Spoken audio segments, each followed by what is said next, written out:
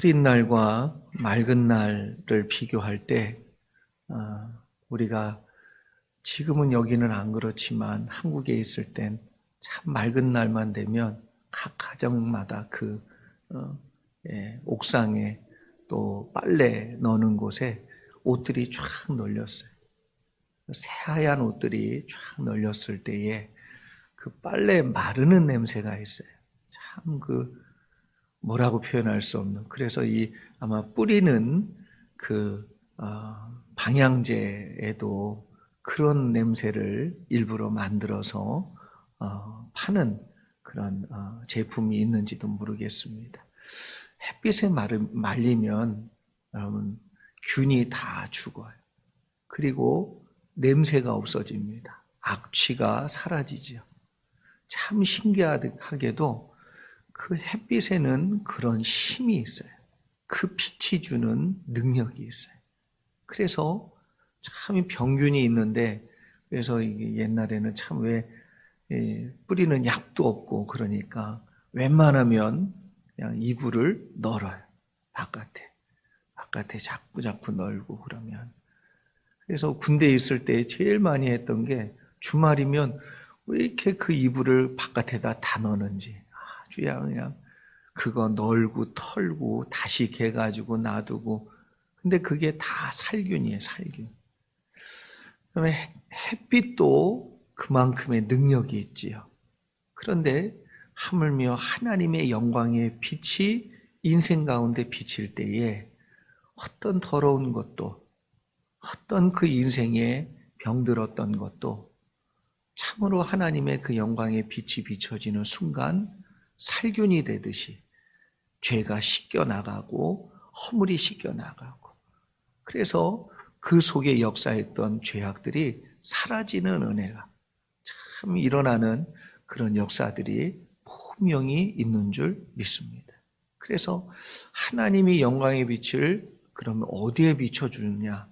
하나님이 반드시 하나님의 백성에게 비춰줘요. 그러면 어떤 방법으로 비춰주느냐? 하나님이 말씀으로 비춰주세요. 믿으십니까?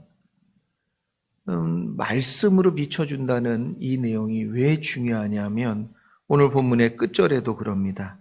그는 어느 민족에게도 이와 같이 행하지 아니하셨나니 그들은 그의 법도를 알지 못하였도다. 그래서 하나님의 법도를 알지 못하고 하나님의 말씀으로 비춰지지 않은 백성에겐 하나님의 그러한 은혜를 경험하지 못하게 하셨다. 마치 흐린 날이 계속되는 거지요.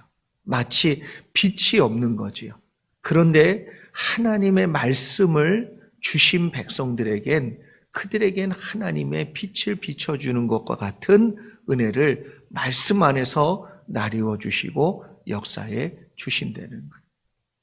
그렇다면 우리가 정말 무엇을 붙들고 무엇을 쬐야 되냐면 말씀의 은혜를 쬐야 돼요. 자꾸만 노출하셔야 돼. 그래서 말씀이 내 심령을 쬐는 사건이 계속해서 일어날 때에 반드시 내 안에 있었던 정말 내 인생을 묶고 있었던 죄와 허물과 심지어 운명까지도, 그럼 입다가 뭐라고요? 그가 열어주시다. 정말 인생은 막히고 그 인생의 내용이 꽉꽉 묶여져 있지만 하나님이 여시면 어떤 인생도 묶임바 되지 아니하고 반드시 열려지는 은혜가 임할 줄 믿습니다. 그러니까 하나님의 말씀이 비춰진다는 게 얼마나 중요한지 몰라요. 그래서 그 사람이 운명에 맡겨 사는 인생이 아니라 이제 하나님의 뜻에 맞추어져 사는, 그래서 생명을 누리고 은혜를 누리는 인생으로 변화되는 줄 믿습니다. 오늘 본문의 말씀을 계속해서 우리가 보면 12절 보니까 예루살렘아 여호와를 찬송할지어다. 시온아 내 하나님을 찬양할지어다. 그래서 하나님을 찬양할 때 그 하나님을 찬양하는 이유가 있단 말이에요. 그냥 찬양이 막 튀어나오는 게 아니고 그 하나님이 나에게 어떠한 분이신지를 내가 깨닫고 하나님이 나에게 어떠한 일들을 행하셨는지를 내가 느끼니까 찬양이 튀어나오는 거지요. 왜 찬양하게 되냐면 그 이유가 13절과 14절에 있습니다. 첫 번째 13절 보니까 뭐라 그래요? 그가 내 빗장을 문빗장을 견고히 하시고 내 가운데에 있는 너의 자녀들에게 복을 주셨으며, 줄 거가 아니고 하나님이 주셨으며 이미 주시고 계시고 앞으로도 주실 줄 믿습니다. 참 우리의 힘으로 안 되는 게 뭐냐면요, 도둑이 들어오면 그걸 막을 길이 없어요. 여러분, 내가 아무리 아껴봐봐요. 인생의 도둑이 뭐가 있겠어요? 사건이 그러지요. 질병이 터지지요. 이러면 내가 막고 싶어도 막을 수가 없다니까. 돈 나가는 건요, 순식간이에요, 순식간. 우리는 뭐 사기당하고 싶어서 사기당했고 보증 쓰고 싶어가지고 그게 그 문제가 터질 줄 누가 알았냔 말이에요. 다 꼼꼼하게 알아봤는데 뒤통수 칠지 누가 알았냔 말이에요. 그래서 보증은 쓰지 말자. 이게 이제 가훈이지만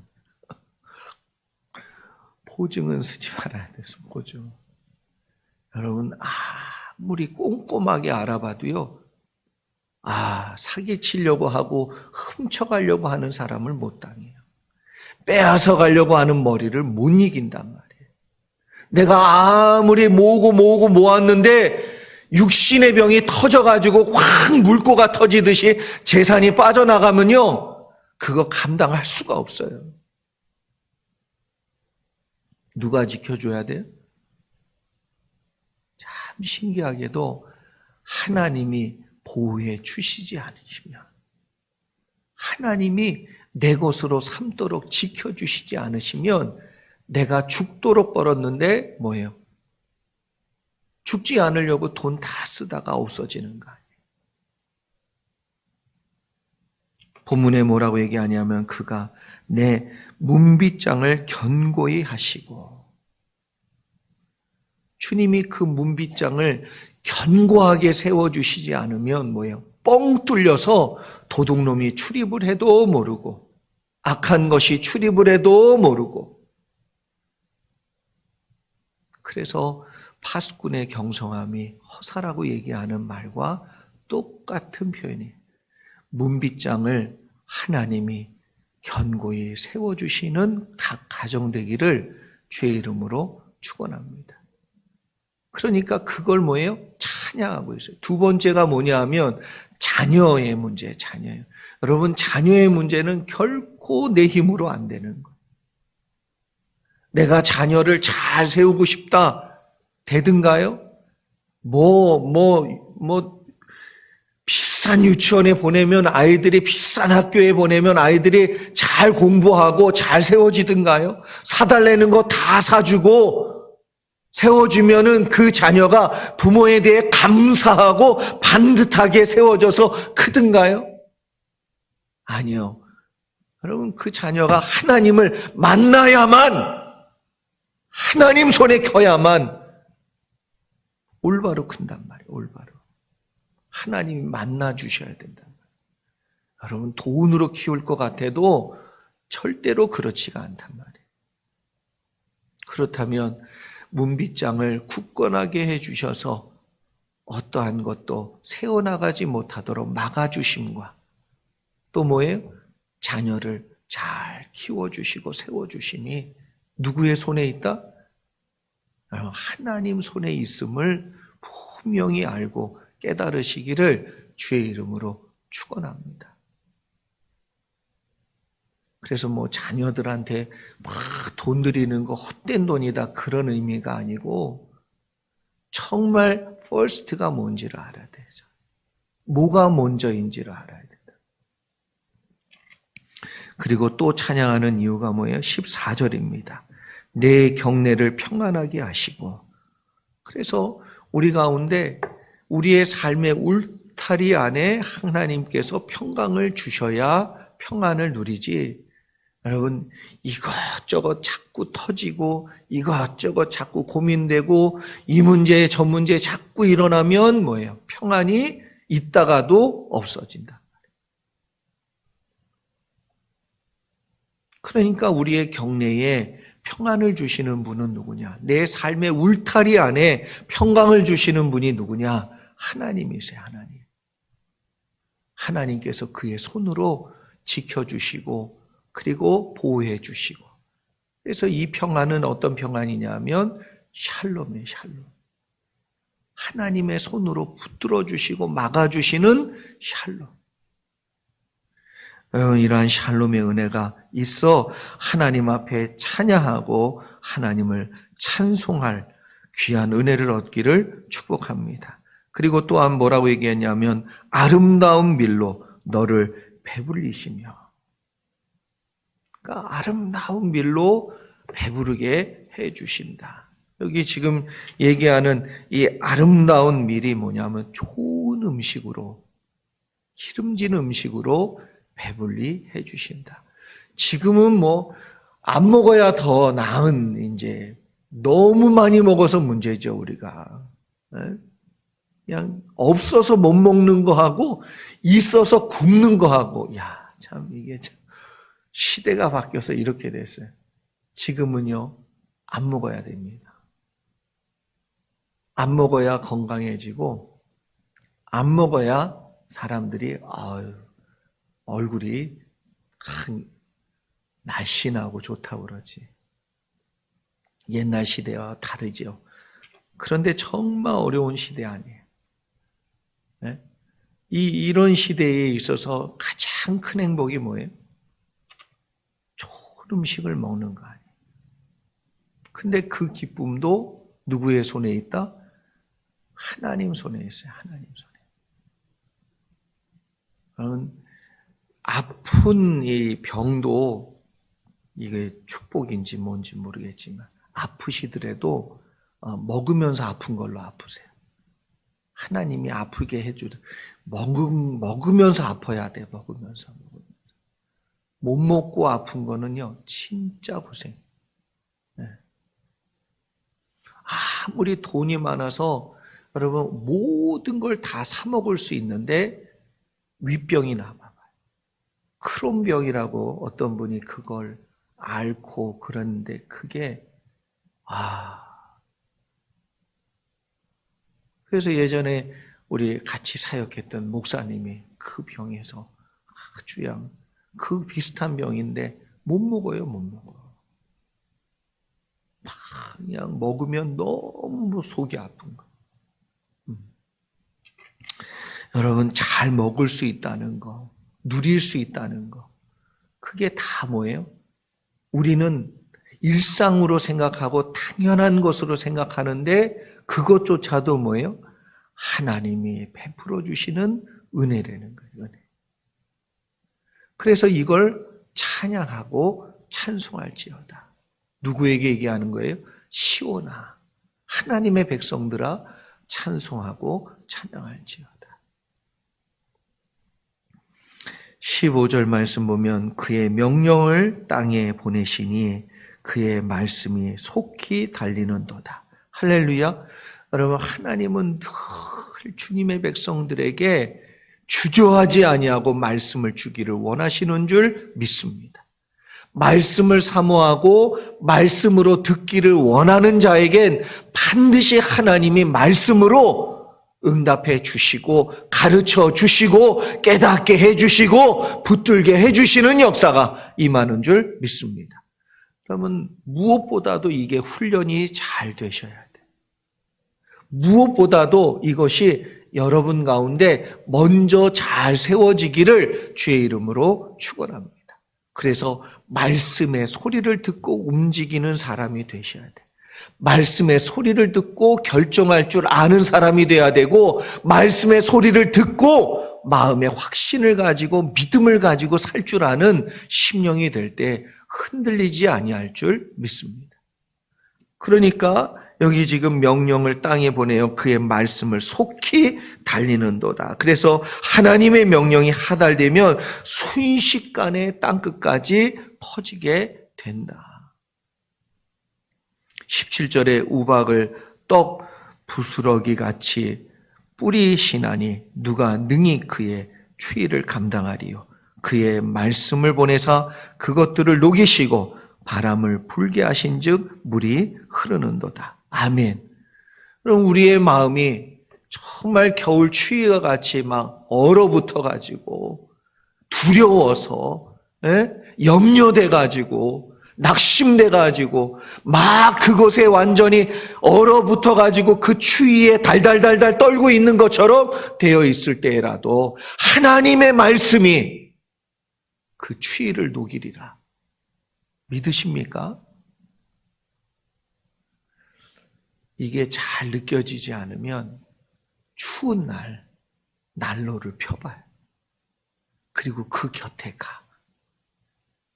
그냥 가기 그러면 고구마를 하나 꽂아가지고 그 앞에다가 놓고 따뜻하게 불 쬐면서 그 따뜻해진 고구마를 까서 드셔봐.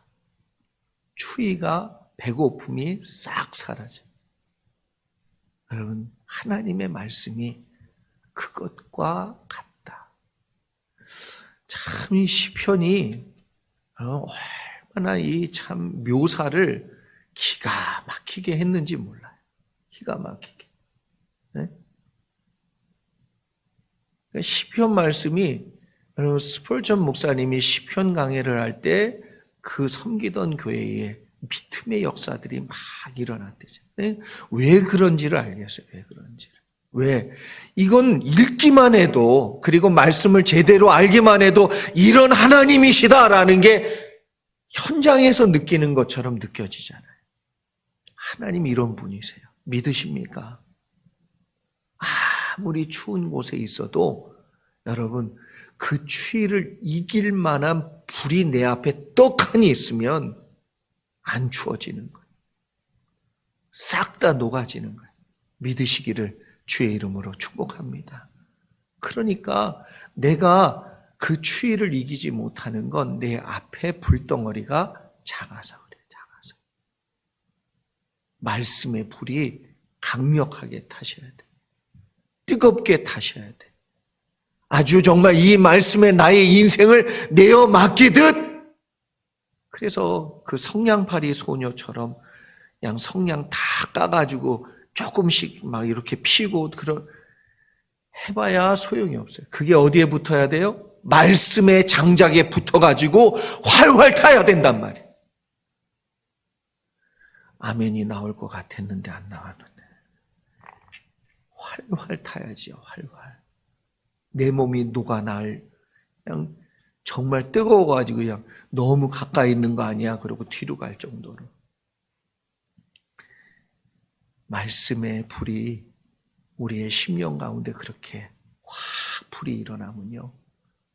추웠던 것이 다 녹아지듯 반드시 얼어붙은 내 인생을 싹 다 녹여버리시고 하나님의 놀라운 살리시는 역사가 임할 줄 믿습니다. 그리고 뭐라고 그랬냐면 물이 흐르는도다. 이 물이 뭐예요? 생수의 강이 흘러나리라. 여러분, 성령의 은혜 가운데 생수의 강이 흘러 넘치면 물이 무슨 역할을 하냐면 살리는 역할을 하거든요. 땅을 적시고 생명을 일으키는 일을 만들어내거든요. 그러니까 내가 아무리 노력해봐야 뭐예요? 물이 흐르지 않으면 농사가 이루어지지 아니하고 물이 내리지 아니하면 땅이 뒤집어지지 않고 가를 수도 없고 여러분 내가 아무리 그냥 추운 날 뛰어봐야 그거 어떻게 해결하겠어요? 그 추위를 어떻게 이기겠냔 말이에요. 그런데 불이 앞에 떡하니 붙어서 내 몸을 녹이게 하면 그래서 우리가 그 환경하고 싸우는 게 아니라니까요. 우리가 그 문제하고 싸우는 게 아니라니까요. 누가 싸우는 거예요? 내가 붙들고 있는 말씀이 싸우는 것이고 내가 그 말씀을 붙들 때에 말씀을 붙잡고 있는 나를 위하여 하나님이 불이 되어 주시고 하나님이 물이 되어 주시는 역사를 보게 되는 줄 믿습니다. 내가 하는 거에 아니라니까요. 자꾸만 내가 무엇인가를 하려고 하는 그런 어리석음을 범하지 말고 하나님의 말씀을 제대로 붙들 줄 아는, 그래서 우리가 해야 될 것은 열매가 아니고 가지에 붙어 있는 거라니까요. 사람들이 이 원리를 너무 많이 잊어버려요. 순간순간 또 내가 하려고 그래. 또 내가 하려고 그러고, 또 내가 뭔가 또 막 해보려고 그러고, 막 결심했어 막 이러는데 또 쓰러지고.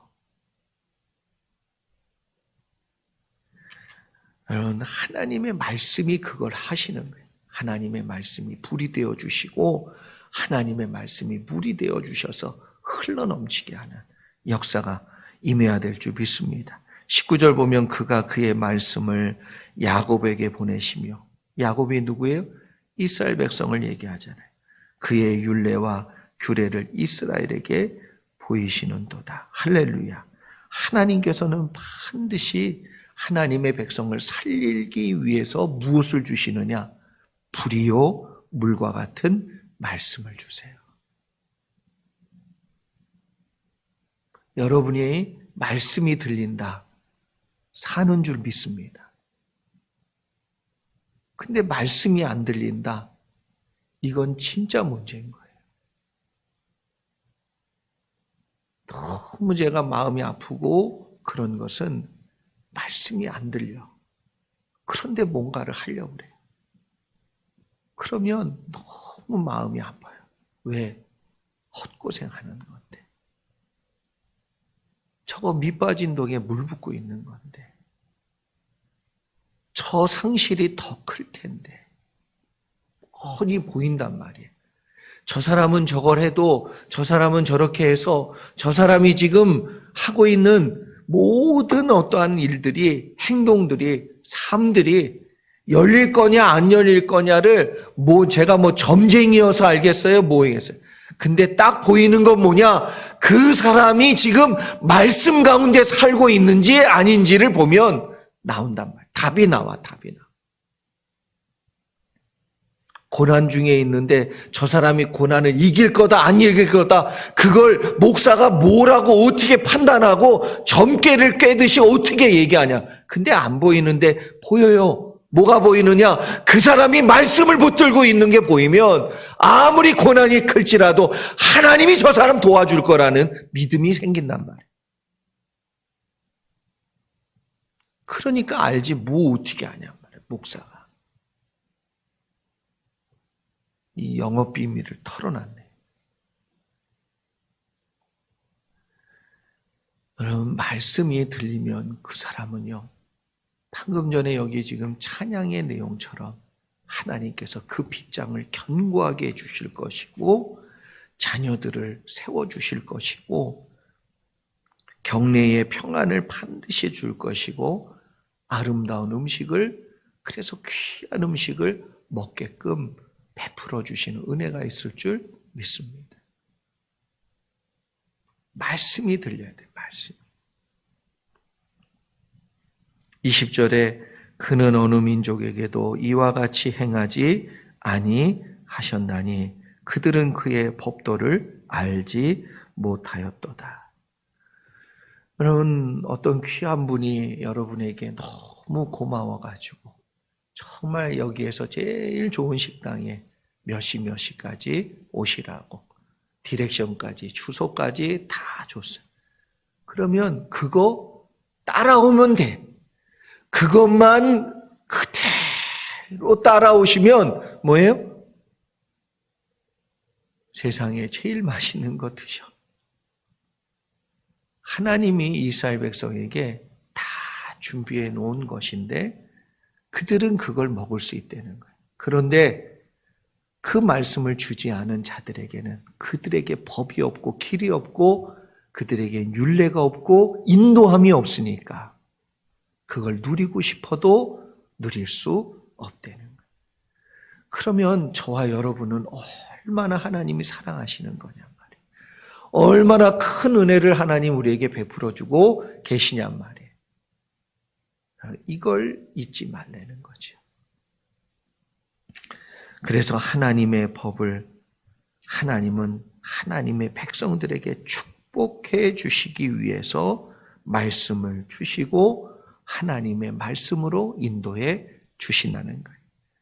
여러분, 하나님께서 분명히 책임져 주실 줄 믿습니다. 그렇다면 우리가 붙들어야 되는 게 뭐예요? 하나님 이 문제 해결해 주세요. 저 문제 해결해 주세요. 이렇게 해 주세요. 저렇게 해 주세요. 그런데 하나님이 말씀해 주시는 대로는 안 가. 오늘 이걸 결판내셔야 돼요. 오늘 이걸 다시 한번 점검하고 내가 하나님 앞에 무엇을 해달라고 기도하는 건 당연히 하나님이 해주실 줄 믿습니다. 그런데 나에게 해주신 말씀을 내가 따라가면 그것을 하나님은 반드시 보여주시고 응답해 주시고 역사해 주시고 그래서 얼어붙었던 모든 묶임을 싹 다 녹여주셔서 하나님의 놀라운 불로 다 녹이시고 그것이 물이 되어 흐르는 역사로. 그래서 겨울과 같은 내 인생이 이제 봄이 되어서 생명이 넘칠거리고 풍성케 되어지는 그 놀라운 축복을 다 누리시는 주님의 귀한 백성들 되시기를 주의 이름으로 축복합니다. 우리 같이 기도하겠습니다. 우리 오늘 여러분 기도하실 때 이명재 집사님 오늘 척추에 플라스틱 심는 수술을 한다고 합니다. 위에서 꼭 기도해 주시고 하루속히 나으실 수 있도록 여러분 기도해 주시기를 바랍니다. 기도하겠습니다. 아버지 하나님 감사합니다. 하나님께서 사랑하는 우리 성도들에게 오늘 말씀을 다시 한번 되새기며 하나님의 은혜 가운데 말씀이 인도하시는 대로 따라가게 하여 주시고 말씀이 활짝 열리게 도와 주시옵소서. 그래서 그 말씀을 주시는 이유는 얼어붙었던 우리의 인생을 녹여서 그것이 도리어 물이 되게 하시고 그 물로 생명을 이루시기 위한 하나님의 선하신 뜻이 분명히 있는 줄 믿사오니 하나님 주님의 말씀이 달고 오묘한 말씀도 있지만 깨트리는 말씀도 있사오니 우리의 아집이 깨지게 하시고 우리의 고집이 깨지게 하시고 우리의 모든 것이 부서져서 하나님의 은혜로만 꽃피어나는 생명이 되도록 축복해 주시옵소서. 우리 이명재 집사님에게 은혜나 이루어 주시고 오늘 수술을 하나님께서 꼭 붙잡아 주시옵소서. 감사드리며 예수 그리스도 이름 받들어 기도 올려옵나이다. 아멘. 하늘에 계신 우리 아버지여 이름이 거룩히 여김을 받으시오며 나라의 마옵시며 뜻이 안에서 이루어진 것 같이 땅에서도 이루어지이다. 오늘날 우리에게 일용할 양식을 주옵시고 우리가 우리에게 죄진 자를 사하여 준 것 같이 우리의 죄를 사하여 주옵시고 우리를 시험에 들게 하지 마옵시고 다만 악에서 구하옵소서. 대개 나라와 권세와 영광이 아버지께 영원히 있사옵나이다. 아멘.